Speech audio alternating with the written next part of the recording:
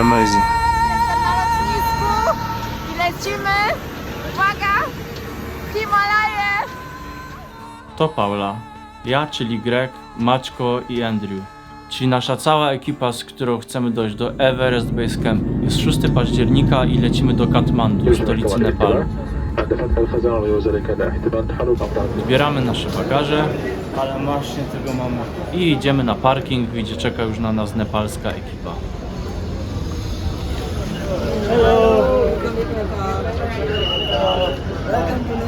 Przywitanie tutaj, Andrew. Już jesteśmy tutaj przywitani i idziemy do hotelu. Jadąc do centrum Katmandu, to co od razu rzuca nam się w oczy, to wszechobecny chaos, do którego nie jesteśmy przyzwyczajeni. Ciasne ulice wypełnione są samochodami, motorami, skuterami, rowerami, tuk-tukami, a do tego jeszcze gdzieś muszą wkomponować się piesi. Wydaje się, że nie ma tu żadnych zasad i wszyscy mijają się jak tylko się im podoba. Ryk silników i klaksonów sprawiają, że jest tu bardzo głośno. Czasami mamy nawet wrażenie, że niektórzy trąbią tak po prostu, dla klimatu. Na każdym kroku widać też ogromne plątaniny kabli zwisających z latarni, budynków i słupów elektrycznych. Wszystko to tworzy charakterystyczny klimat miasta, którego nigdy wcześniej nie spotkaliśmy.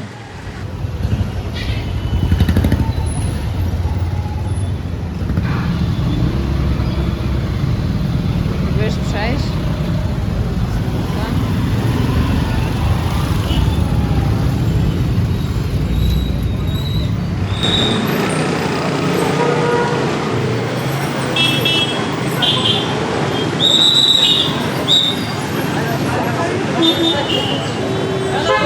Znaleźliśmy po długim czasie aptekę, długo jej szukaliśmy. Idziemy sobie kupić lek na wysokościówkę. Po takim całym dniu chaosu i jeszcze zmęczeniu po podróży nie byłoby nic lepszego niż od razu se legnąć. Ale została nam jeszcze podróż na lotnisko w Ramechhap, na którym musimy być już o 7 rano. Plan był taki, że wyruszymy w nocy, bo standardowa droga z Katmandu na lotnisko w Ramechhap ma jakieś 130 km i jedzie się około 4,5 do 6 godzin. Jest to dosyć ciekawa nepalska wąska droga, taki standard, którędy jeździ się na lotnisko w Ramechhap. Ale przez powodzie, które nawiedziły w tamtym czasie Nepal, okazało się, że droga jest zamknięta i jedyną opcją była droga dookoła, która ma jakieś 240 km i jedzie się z 8 do 10 godzin. Dlatego szybka godzinna drzemka i od razu ruszamy. Przejeżdżamy kolejne dziury. No i to już nie była fajna droga. Naprawdę. Dobra, jedziemy godzinę. Zostało jeszcze wiele godzin. Jeszcze z 7 co najmniej. Jadąc taką trasą zatrzymujemy się w nietypowych miejscach, na przykład taki kibelek. Mamy przerwę na łazienkę. Taka miejscówka w ogóle na przystanek. Spali normalnie. To jest cały taki klub.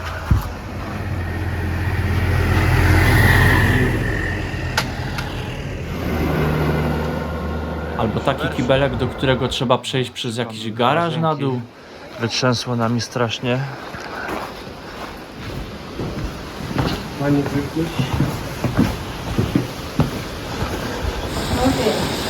Albo takie miejsce, gdzie widzimy jak przewozi się kozy, a ludzie już zaczynają przygotowywać się do dnia od 4 nad ranem. No jest godzina 4:32 dokładnie. O, tutaj zobaczcie. Kozy sobie jadą. Tu kurde w ogóle się pali. Ognisko, ja coś tutaj ważą w ogóle. Tutaj te kozy na dachu. Kurde, no jak w filmie się czuję. Jedziemy dalej i po 7 godzinach w końcu wjeżdżamy na W asfalt. ogóle tutaj na tyłach wygląda. O. Wygląda niby spoko, tylko weźcie pod uwagę, że już jedziemy 7 godzinę. Minęło 8 godzin, zrobiło się jasno i w końcu dojeżdżamy na lotnisko w Ramechhap. Dużo działaczy. Jest to malutkie lotnisko, z którego lata się do Lukli, czyli najbardziej niebezpiecznego lotniska na świecie. Przez zmienne warunki pogodowe możemy spodziewać się tutaj opóźnień od kilku godzin aż po kilka dni. Czasem po całym dniu oczekiwania dowiadujemy się, że jednak dziś nie polecimy i trzeba spróbować kolejnego dnia. Nam się jednak udało, bo pogoda tego dnia zapowiadała się bardzo dobrze. Ciągle jednak zastanawialiśmy się, o której odlecimy przy takiej ilości ludzi. I nagle zaczęła się akcja. Nasz przewodnik załatwił nam miejsce w jednym z pierwszych samolotów, które tego dnia odlatywały. Kurde, tutaj jesteśmy w terminalu. Szybka akcja, bardzo się dzieje. Andrew myślał, że to toaleta, a to jest check-in. Nagrajmy jeszcze terminal, żeby było widać, jak terminal wygląda.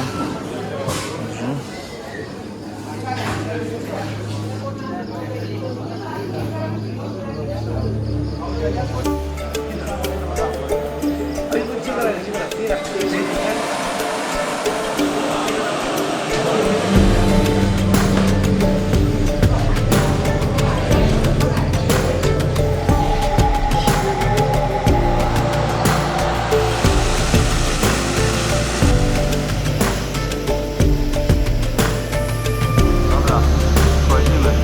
Wsiadamy. Teraz już nie ma odwrotu. Lecimy do Luki.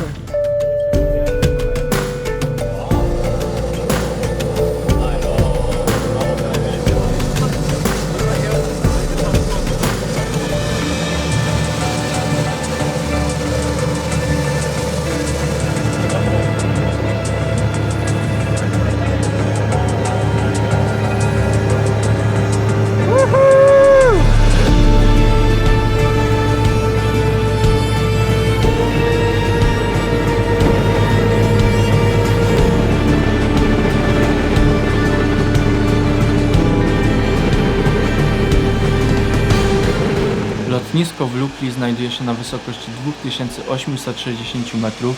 Mogą latać tutaj tylko doświadczeni piloci, którzy przeszli specjalne szkolenia. Żeby wylądować w Lukli, czyli jednocześnie wystartować w ramę Chap, wymagana jest widoczność co najmniej 5 km. Nie ma tutaj żadnych systemów naprowadzania, ląduje się na oko, na pasie, który ma 527 metrów i z jednej strony kończy się litą skałą. Zresztą zobaczcie, jak się ląduje.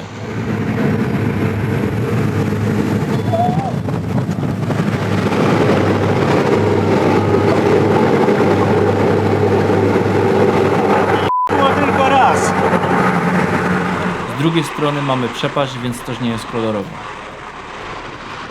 Mimo wszystko przewija się tutaj masa osób. Jest to kluczowy punkt i brama do Himalajów, skąd zaczniemy naszą wycieczkę do Everest Base Camp. Podasz mi? Ale teraz szybkie śniadanko. Pierwsze nasze śniadanko w Tea House'ie. Będziesz miał na to wyrobane.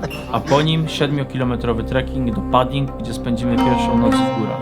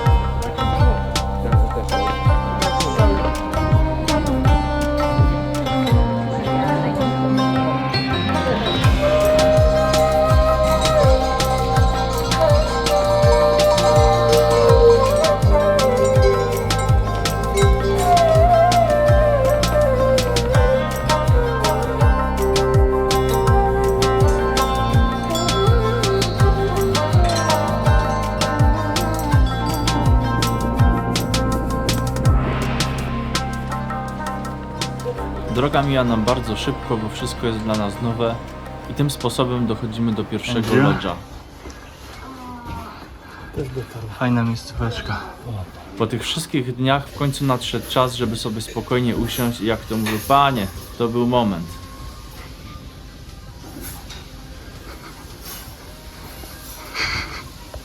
Wszyscy zmarnowani.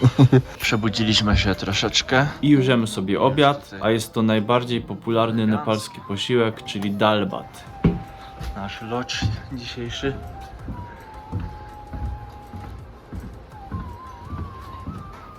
Elegancja Francja. Chillujemy aż do wieczora, jemy kolację. Nasz szeryf. Kotem sobie już tu leży. Pokażemy wam, jak to tu jeszcze wygląda, bo to też jeszcze taka ciekawostka. Jak to jest ten prysznic, no to tak wszyscy mówili, że właśnie fajnie jest jeszcze można wziąć prysznic, ale też nie możemy zapominać, że jakby Temperatura wody waha się między mega bardzo zimną, a bardzo zimną. Także taki No i tym klimat sposobem koniec dnia i idziemy spać. A w następnym odcinku pójdziemy do Namche Bazar, który leży na wysokości 3440 metrów.